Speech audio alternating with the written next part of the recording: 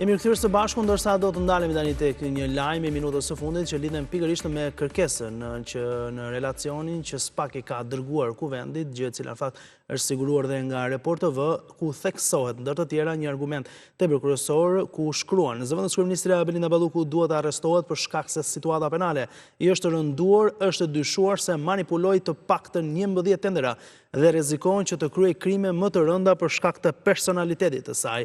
Ky është argumentimi kryesor i prokurorisë së posaçme në kërkesën drejtuar Parlamentit për heqjen e imunitetit të Belinda Ballukut në relacionin e përmbledhur dorëzuar në kuvend, gjë të cilën në fakt e disponon dhe Report TV.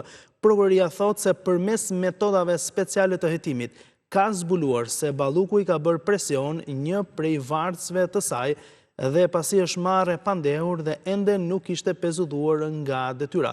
Nga pozicioni i zëvendës kryeministres dhe ministres, thot SPAK, Balluku ka ushtruar presion në forma të ndryshme ndaj personit të pyetur në këtë procedim. Konkretisht bëhet fjalë për varësen e saj shtetase në inicialet MK. Në relacion SPAK rendit 11 tendera për të cilat Balluku po hetohet. Prokuroria informon deputetët se përveç tenderit të Llogaras me vlerë 190 milion euro, për të cilin është marrë e pandehur, apo 7 loteve të Unazës së Madhe me vlerë 450 milion euro, për të cila është person në hetim, Balluku dyshohet se ka përcaktuar fituesit edhe të 3 tenderave të tjerë: Thuman Kashar 245 milion euro, Porto Romano Durrës 12 milion euro dhe mirëmbajtja akseve të Veriut me vlerë 440.000 euro. Ky është relacioni i cili në fakt detajon në mënyrë po themi specifike të gjitha atë që SPAK ka pretenduar më herët edhe me kuadër të masave që ka marrë për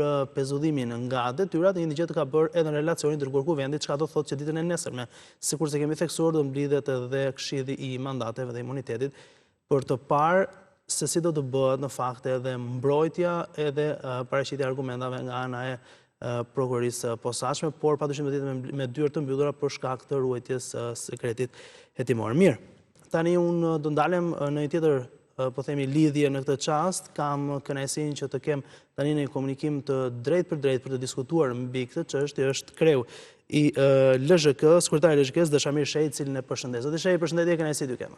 Përshëndet.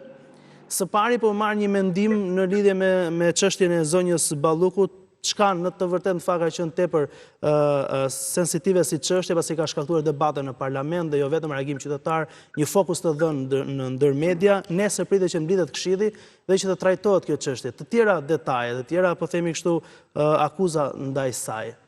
Çfarë po ndodh konkretisht? Tash më thënë drejtën, unë nuk jam as prokuror as gjykatës, kjo është një temë që e kam trajtuar, e kam thënë gjykimi im është i natyrës politike. Patjetër. Domethënë, kjo zonja duhet kishte dhënë dorëheqje për të nështruar gjithë qytetarëve, do ishte kursye gjithë kjo histori. Por unë gjykoj që në të gjithë këtë histori tash mos merremi sigurisht. Si mendojnë njerëzit që kanë një arsye që kanë punuar në një ditë në administratë publike. Kjo i ka bërë, domethënë, gjithë këto historira në kurriz pa e ditë drama ose pa urdhër e drama. Këto punër mik janë në punë të kryeministrit. Nuk ka ndodhur ndonjëherë në Shqipëri që 190 milion, 280 milion, gjithë këto shifrat që përmend nga ju i jep ka një gru ministre. Kjo është një histori kote edhe atë djetë është qartë kush i ka dhënë. Këto i kanë përdorur që në punësit e vetë, si ato tjerët që janë. Kjo është historia nga, si thush, në gjykimin tim, realiteti. Ta thash politikisht, ato duhet i nështrohen ligjit, hetimit, një lloj gjithë tjerë. Të njerëz që kanë mundësi me mbrojt veten, kanë avukatët, kanë mundësi t'ja kanë to mediat. Kjo pjesa tjetër pasaj, se që kanë ndodhur, se që prova këto, do shikojmë nesër se të ndodhi me atë komision e mandateve. Nuk është se pres një gjë të madhe, me thënë drejtën. Pse nuk keni besim për... Po s'ka besim, sepse parlamentin e kontrollon po Edi Rama këto, çfarë do presim kjo trene nga kjo punë. Edhe unë kam idenë që kjo punë do vazhdoj si përplasje pastaj midis dy institucioneve, kuptoj, që kjo as i bën mirë shtetit, as e vërteta del në rregull, edhe qeverisja shqiptare do vazhdoj të më thënë të vuj gjithnjë më shumë nga këto aktet korruptive, sepse përderisa nuk dënohen njerëz, nuk merren masë ndaj asaj që ka ndodhur përpara, po gjithsesi ne kemi qenë grupi jon politik, kemi qenë gjithnjë në mbrojtje të drejtësisë. Mundet që diku ka qenë më e ashpër se duhet, diku ka shkel rregullat administrative, por kemi qenë gjithnjë në mbrojtje të drejtësisë pavarësisht se çin ka godit. Këtë krahun e majt apo krahun tjetër, se këtu për krahjeri majt i djathtë thunë s'diti dalloj më, po organizuam na për parti të ndryshme, kupto. Kjo është gjithë realiteti dhe kemi qenë të favor të drejtësisë, edhe urojmë edhe kemi shpresë nga gjithë kjo histori, ndoshta ky zullumi politik shqiptar do pastrohet pak, ta thash për te i krave. Të shikojmë, kemi pa shenja të mira deri tani, janë disa hapa që s'janë marrë deri dje. Uroj dhe shpresoj që komuniteti ndërkombëtar të japë mbështetjen, sepse jo një grush prokurorësh vetëm luftë me të gjithë palët nuk mund t'ja dali dot. Prandaj them që uroj që të kenë edhe mbështetjen e komunitetit dhe të opinionit, simpatin popullore, si që në fakt e kam pas deri tani. Ky është gjykimi im, pastaj ta thash mos bëhemi as ekspert drejtësie, se kush ka drejtën, se nuk është puna jonë, më vjen keq për disa kolegë që zbresin detaje, sikur i dinë, sikur e pa. Ndonjëherë s'ka marrë kurajën, domethënë të hyjnë këtë fushë se nuk është e imja. Ky gjykimi politik është ky që po themi tani. Këtë dua të qëndrojmë, por ka qenë çështje që ka shkaktuar reagime në fakt, edhe në kuadër të kësaj çështje ka nisur disa protesta edhe forcat e vogla opozitare, por gjithashtu edhe Partia Demokratike. Si rrjedhoi edhe gjatë ditës sotme në parlament ka patur ndonjë skene, po themi ndonjë kaosi të krijuar. Ju jeni parlamentari i vjetër dhe e njihni sigurisht dhe jetën e parlamentit. Si do ta komentonit këtë kaos e krijuar sot në parlament? Shiko, unë gjykoj që ajo qorma që kanë bërë sot ato kolegët opozitarë, ose jo domosdoshme që s'është e nevojshme. Edhe nuk është se i bën as në nder madh as. Plus që është një skenë e përsëritur kaq shumë herë sa që nuk bën as efektin realisht dramatik që duhet bëj, po themi. Ç'e bën, sepse e ke konsumuar më këtë.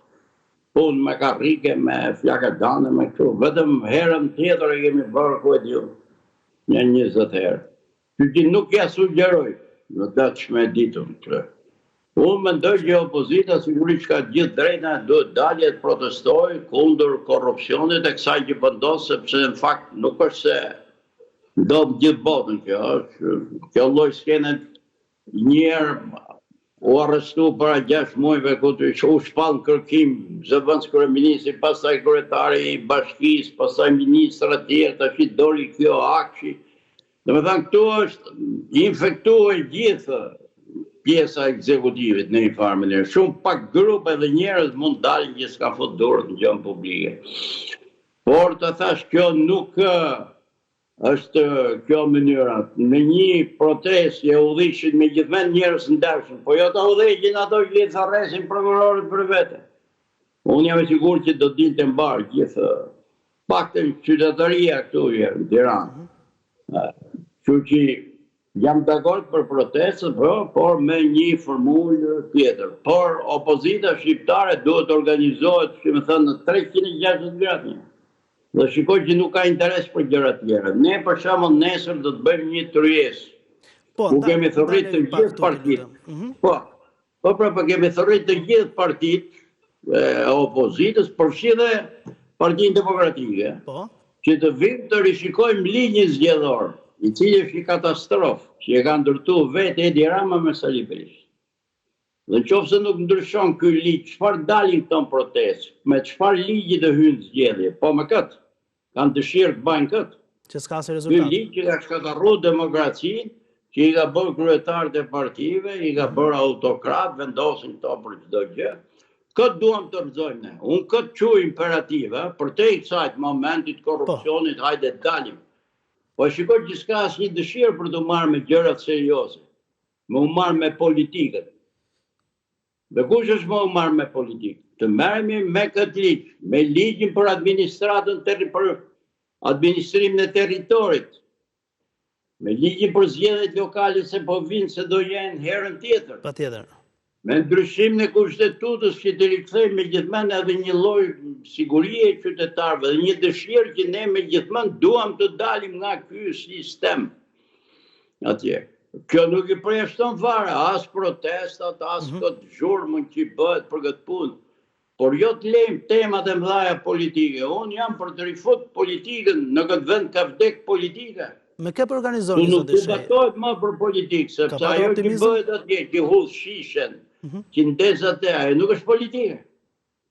Ajo biles nuk është as protest, ajo do justifikohet, por merren format është një lloj revolte, po vetëm politik nuk i vejmë me emrin kësaj. Sepse kjo nuk shikon më shumë se sa dita e hënë.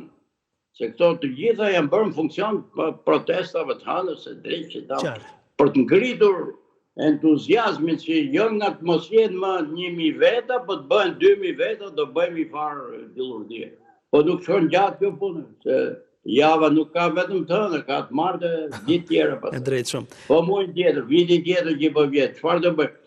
Prandaj unë i kam ftuar ato kolegët opozitar nesër, hajde diskutojmë për 2 ligje që janë jashtëzakonisht të rëndësishme, që janë thelbi, janë kocka e demokracisë. Do të cilë është ligji për zgjedhjet politike dhe ligji për zgjedhjet lokale.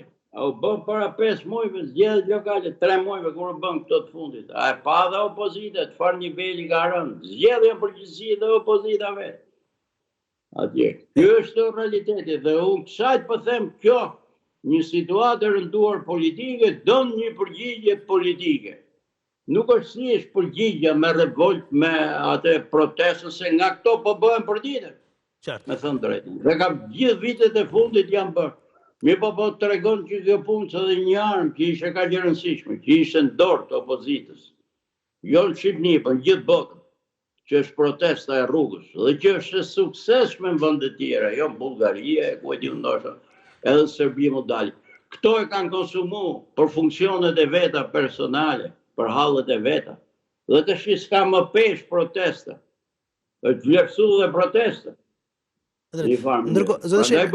Me lejo t'ju pyes në raport me tryezën që po organizoni, cilat forcat të tjera keni ftuar dhe rasti Partisë Demokratike keni marrë një përgjigje, do t'jenë, ju kanë konfirmuar? Për të shqiderim sot nga kanë thënë po, herën tjetër që u bë para zgjedhjeve qenë, po bënd kundër të në asaj, që u thanë tryezë. Të gjithë nuk kam para gjykimun për këtë punë. Edhe në qofë se do ndryshohet gjë për mirë, do ndryshohet për këto që vim për para. Nuk është se kemi një interes imediat personal këtë histori, po me këtë ligjë nuk shkohet më në zgjedhje. Le të gërfasin sa dush, pasaj që na vjedhin zgjedhjet, na e bëjnë tu, na e dhonojnë. Të gjithat vërteta janë. Po zgjedhjet kanë brenda një të vërtet më të madhe dhe më të hidhur se sa kjo. Se sa krimi elektorale. Kanë një sistem për batakçit, që votat e të tjerëve t'i ndajnë 2 grupet e mëdha, 2 persona praktikisht, që të tjerëve të mos i lejnë shans të hyjnë në lojë. Daç partive të reja, daç alternative. A shikoni atë zotin Llapa që rrin atje me karrige? Mund të jetë ku e dioni mençuri dynjas, mund të jetë bullallai dynjas pa rëndësi. Rrin me karrige, mund të rrin këmbë gjithsesi. Po është një njerëz që ka marrë 60.000 votë. 70.000 votë. Dhe që për shkak të sistemi që thoni ju në ligjit. Mjafton vetëm kjo, edhe mbyllet. Qartë. Edhe ai zoti Sheha që gërthet bën më mirë gërthasi për këtë, që kam thënë unë se mirë keq edhe ai ka marrë një jemi në përfundim, po. 2 deputet ka. Ky është ligji me cilin hyn zgjedhje Shqipëria demokratike e vitit 2000 që po mbaron 26 e para. Edhe këtë gjykoj unë të rëndësishme, më të rëndësishme se sa ai Flakadani atje, që ai ka jerët për të bërë zhurmë, për të bërë tym. Por realiteti i dhimbshëm është ky, që opozita shqiptare, populli shqiptar opozitar kanë mbledh gati 160.000 vota jashtë Partisë Demokratike dhe koalicionit madhështor. Dhe ka marrë vetëm 3 deputet. Dhe me këtë lloj sistemi, ato që e Pra kanë është domosdoshme shumë thonë ju që të bën ndërhyrja imediate. Qartë, të falenderoj se jam në To e limitin. kanë. Ky është gjykimi dhe këto quaj unë gjëra të rëndësishme. Pastaj nga këto historitë e zhurmshme, kuptoni më shumë u shem popullin. Do të vijojnë. Mirë. Faleminderit. Me një sens morboziteti se sa me realitetin konkret. Faleminderit shumë, kënaqësi të kisha. Ndërsa ne do të shkëputim tani për një hapësirë të shkurtër publicitare, do rikthehemi sërish së bashku vetëm pas pak.